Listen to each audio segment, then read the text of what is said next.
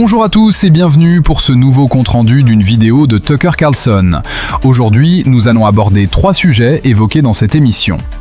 Premièrement, la déconnexion frappante entre les élites financières et la population face aux conflits actuels. Deuxièmement, les révélations troublantes concernant la dissimulation du dossier de Jeffrey Epstein par les plus hautes sphères du gouvernement. Et troisièmement, la bataille électorale acharnée que mène le représentant Thomas Massie face à des milliardaires pour avoir dit la vérité. Restez bien avec nous jusqu'au bout, le contenu est passionnant. Le récit commence par une réflexion profonde sur la manière dont les grands événements historiques sont vécus différemment selon la classe sociale à laquelle on appartient. Tucker nous demande comment nous vivons le conflit actuel avec l'Iran. Il rappelle qu'en tant qu'Américains, on aime croire que tout le monde est dans le même bateau face aux guerres ou aux crises économiques. Pourtant, la réalité est tout autre, et cela a toujours été le cas depuis le début des temps. Il prend l'exemple de la chute de l'Empire romain en an 476. Pour la grande majorité, cet effondrement était la fin d'une civilisation, une tragédie absolue. Mais pour une poignée de personnes assises autour d'une table le soir du réveillon, c'était peut-être la meilleure année de leur vie, malgré les hordes qui pillaient la ville. Cette dynamique s'est répétée très récemment lors de la crise sanitaire. Pour la plupart des citoyens, ce fut un désastre total, avec l'augmentation des addictions et une génération entière d'enfants privés d'éducation pendant plus d'1 an. Mais pour ceux qui possédaient une résidence secondaire à la campagne, loin des restrictions, l'expérience fut plutôt agréable. Selon Tucker, il en va de même pour le conflit avec l'Iran. Alors que des milliers de personnes perdent la vie et que des centaines de milliers de citoyens sombrent sous le seuil de pauvreté à cause des conséquences économiques, une petite élite s'enrichit massivement. Il pointe du doigt des gestionnaires de fonds spéculatifs comme Bill Ackman, qui déclarent publiquement que cette guerre est une très bonne chose. Bill Ackman et ses relations profitent grassement de la situation. Le constat est implacable concernant les marchés financiers.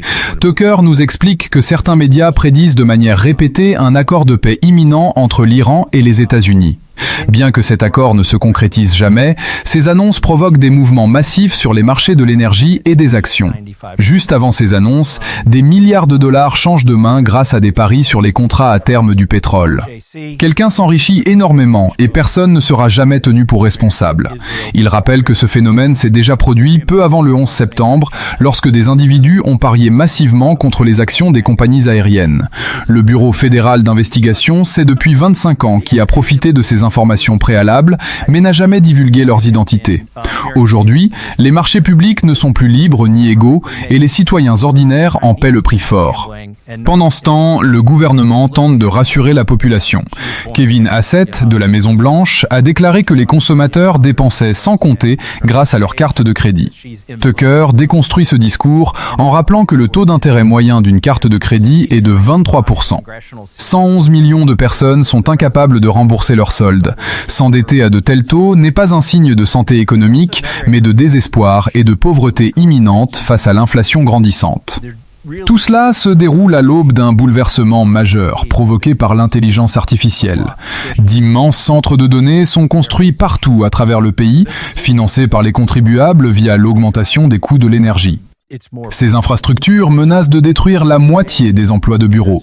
Face à cette situation désastreuse, Donald Trump justifie ses actions en affirmant qu'il pensait que le prix du pétrole allait monter à 300 $ le baril, mais que cela en valait la peine. Accepter le risque d'un pétrole aussi cher signifierait la destruction immédiate de l'économie, provoquant une hyperinflation et une famine mondiale. Donald Trump voit aujourd'hui son soutien s'effondrer auprès des jeunes électeurs. Ces derniers se sentent trahis car il s'est allié avec l'establishment qui le combattait autrefois. C'est dans ce contexte de désillusion générale que le représentant Thomas Massie entre en scène. Élu du Kentucky, il est l'homme politique le plus populaire auprès des jeunes de sa circonscription. Thomas Massie est soutenu par 80% des jeunes électeurs car il tient les promesses que Donald Trump avait faites à la nation. Il incarne véritablement l'idéologie de l'Amérique d'abord. C'est un homme autonome qui a construit sa maison de ses propres mains et refuse de se laisser corrompre.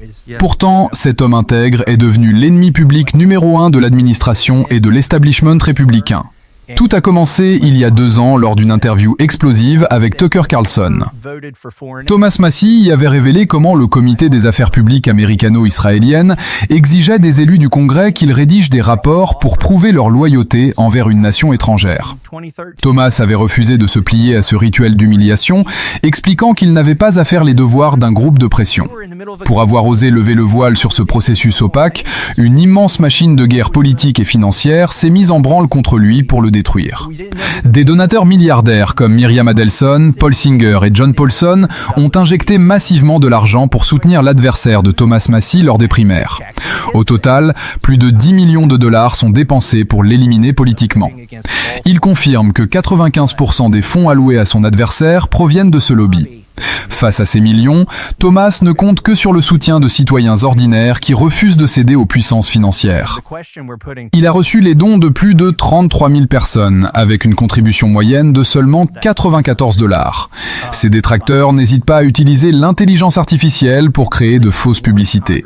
L'une d'elles le montre de manière ultra réaliste en compagnie des élus démocrates Alexandria Ocasio-Cortez et Ilhan Omar, sous-entendant de fausses relations pour le faire passer pour un homme de gauche. Son opposant officiel refuse systématiquement tout débat et esquive les questions. L'autre grand crime de Thomas Massie aux yeux de l'establishment est sa volonté acharnée de faire éclater la vérité sur l'affaire Jeffrey Epstein. Il a rédigé une loi visant à rendre publics tous les documents liés à ce réseau criminel. Il s'attendait à un soutien massif, mais a fait face à une opposition farouche, y compris de la Maison-Blanche. Des élus comme Marjorie Taylor Greene et Lauren Boebert ont subi de graves menaces pour avoir soutenu cette transparence totale voulue par Thomas Massie. Marjorie Taylor Greene a reçu des menaces ciblant ses enfants et Donald Trump lui a répondu que c'était de sa faute, ajoutant qu'elle risquait de blesser ses amis. L'invité explique que le département de la justice, avec l'ancienne procureure générale Pam Bondi, a menti en prétendant que tous les documents avaient été publiés. Actuellement, le gouvernement cache les courriels expliquant pourquoi de puissants milliardaires comme Leslie Wexner n'ont jamais été inquiétés par la justice américaine. Tucker et Thomas Massie partagent la conviction absolue que Jeffrey Epstein ne s'est pas suicidé. Ce criminel n'était pas un simple financier, mais un pourvoyeur d'accès aux décideurs, agissant pour faire chanter des personnalités haut placées. Il cite un enregistrement où Epstein conseille Ehud Barak, l'ancien ministre de la Défense israélien, sur la manière de s'enrichir. Cette mafia oligarchique protège ardemment ses membres et refuse toute lumière sur ses agissements dans l'ombre. La bataille de Thomas Massie s'étend aussi à la protection de la vie privée des citoyens. Il s'oppose farouchement au renouvellement du programme d'espionnage gouvernemental sans mandat. Lors d'un débat à la Chambre, il s'est retrouvé seul face à l'alliance improbable du démocrate Jamie Raskin et du républicain Jim Jordan, tous deux favorables à l'espionnage de la population. Ce système est utilisé par les agences fédérales contre les politiciens et les citoyens sans aucune supervision judiciaire adéquate. Sur le plan de la santé publique, Thomas Massie a également déjoué un complot orchestré par le puissant lobby agrochimique.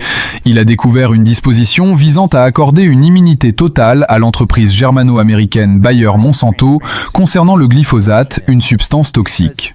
L'agence de protection de l'environnement, dirigée par Lee Zeldin, soutenait cette mesure scandaleuse qui aurait empêché les citoyens malades du cancer de poursuivre l'entreprise devant les tribunaux de leur propre État. Thomas Massie a réussi à faire retirer cette immunité. En parallèle, il a bataillé pour inclure la loi Prime dans le projet de loi agricole, permettant aux éleveurs de vendre leur viande localement sans passer par les lourdes réglementations fédérales qui favorisent uniquement les monopoles industriels.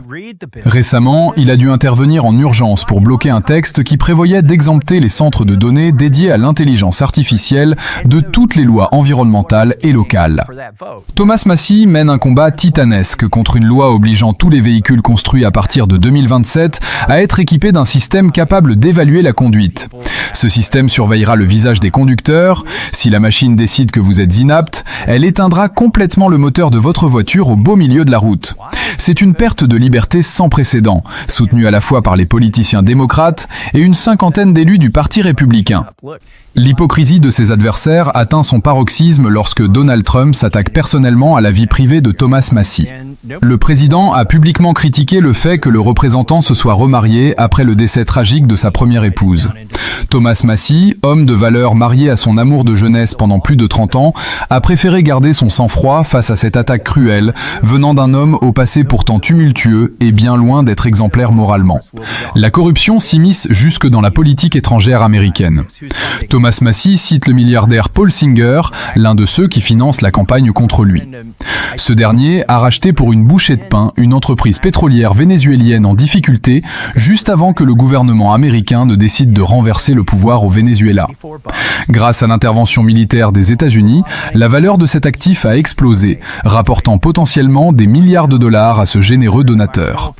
Cette corruption généralisée protège les puissants à tous les niveaux. Thomas Massie a également dénoncé l'existence d'un fonds secret au sein du Congrès. Ce compte occulte, financé par l'argent des contribuables, sert à payer discrètement les victimes de harcèlement sexuel commis par des politiciens pour éviter les procès. Lorsqu'il a tenté de forcer un vote pour révéler les noms des élus ayant utilisé ce fonds, les républicains et les démocrates se sont unis pour voter contre cette transparence indispensable. Tucker conclut en insistant sur le fait que l'élection de Thomas Massie n'est pas un simple vote local, mais un véritable référendum sur la démocratie. Si des milliardaires et des intérêts étrangers parviennent à acheter un siège au Congrès simplement pour faire taire un homme qui dit la vérité, alors le système n'a plus aucune légitimité. Il joue sa survie politique face à une machine implacable, financée par ceux qui bénéficient des décisions corrompues prises en vase clos à Washington. Ce compte-rendu touche maintenant à sa fin. Vous l'aurez compris, les enjeux soulevés aujourd'hui dépassent de loin les simples clivages politiques habituels. Vous pouvez bien évidemment retrouver la vidéo originale de cette longue et passionnante discussion sur la chaîne de Tucker Carlson. Le lien se trouve juste en dessous dans la description. Si ce format de résumé vous plaît et que vous souhaitez soutenir notre travail au quotidien, n'hésitez pas à vous abonner massivement à OK Podcast. C'est vital pour nous permettre de continuer. Activez également la cloche des notifications pour ne manquer aucune de nos prochaines publications. Lâchez un maximum de pouces bleus pour aider le référencement de cette vidéo et partagez-la largement autour de vous pour informer vos proches. Surtout, laissez-nous votre avis dans les commentaires. Que pensez-vous du courage de Thomas Massie et des dossiers étouffés par le gouvernement ? À très vite pour un prochain résumé. Prenez soin de vous, la vérité dérange et n'oubliez jamais, tout ce qu'on vous raconte n'engage que vous.